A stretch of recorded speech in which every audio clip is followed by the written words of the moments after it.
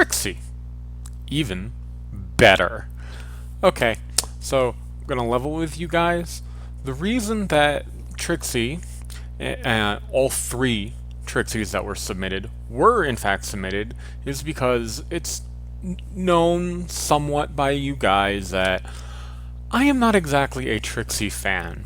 So these were troll submissions. But joke's on them. I'm going to talk about them anyway. And, yeah, I mean, so let's get into this. Trixie even better? Again, a pun name. Second one in a row. Who would have thought it? The reason it's a pun is, of course, the fact that her ability cares about even power.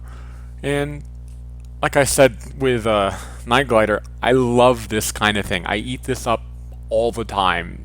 Do this every single card enter play. Okay, not every card, but you know, enough cards. I love these silly little puns.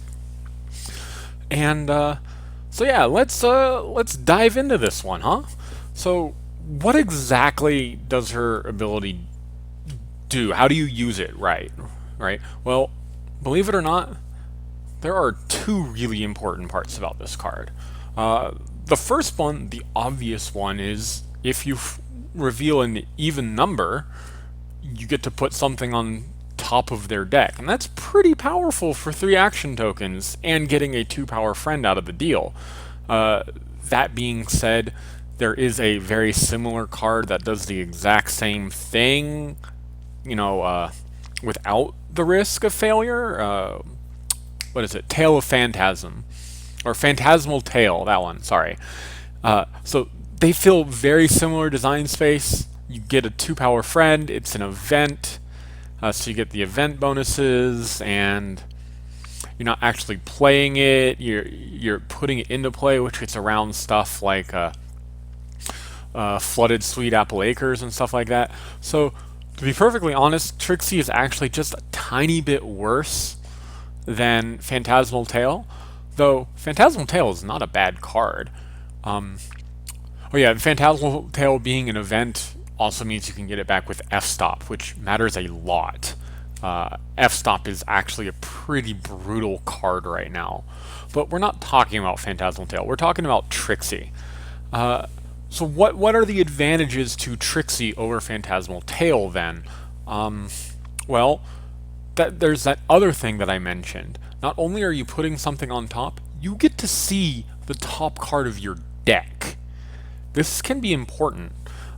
If it's something that you need to draw, well, one more action token and you can draw that.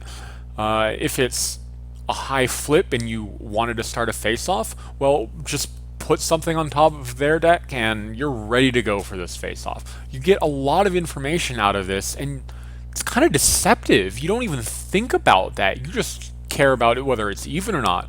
But she's actually got more to it than that. Like, say you reveal Star Swirl Research, which is a 7. Sure, you're not putting anything on top, but you know the top card of your deck is a 7, and you know now is a good time to start a face-off if you can.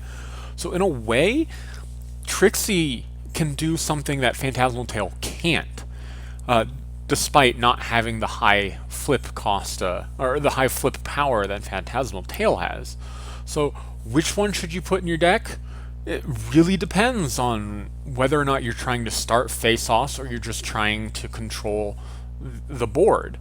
Now, the fact that Trixie doesn't always work is kind of a huge downside. I mean, she could always work if you only used even power cards, which, you know, if you're going to do that, you might as well run some In Your Dreams as well and only run a 42 card deck.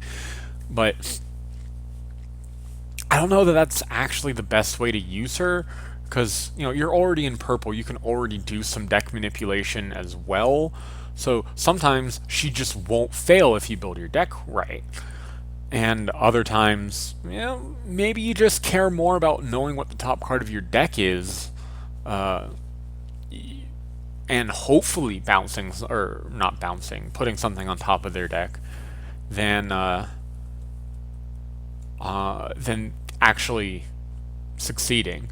So she's a little bit versatile, But personally, I would prefer Phantasmal Tale because it's an event and it always succeeds. But, apples and oranges, well, more like different types of apples, I guess, because they basically do the same thing. Um, so what else can we talk about? Well, not gonna lie, this is a great picture of Trixie. I mean, yeah, I know, I'm not a big fan of her, but this embodies Trixie. You get her, showing off, and that is what she does. Now, to clarify a little bit, I don't dislike Trixie, like the conflicts that arise around Trixie. She's actually a pretty solid antagonist. I just don't like her as a individual, which is really infuriating because she is absolutely gorgeous. The blue coat is this is exactly the correct shade of blue for me. The only pony that I think is prettier than her is Minuet. So yeah, uh, this is great art. I love it. I just don't like the particular pony.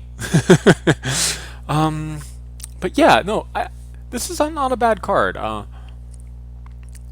Is it right for your deck? Maybe, maybe not.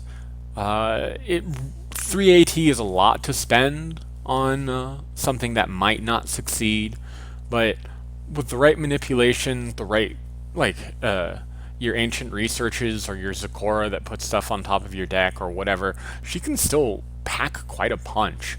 And as long as you're putting something on top of their deck that will set them back just as much as, if not more, you're getting a good deal out of this. So, yeah, I think that's everything I have to say about Trixie Even Better.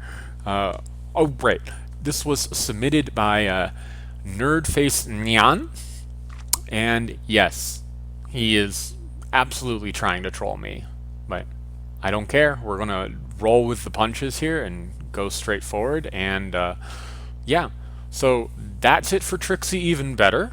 Let's move on to the next one tomorrow, where we will be discussing King Sombra, Slave Driver. See you later, guys.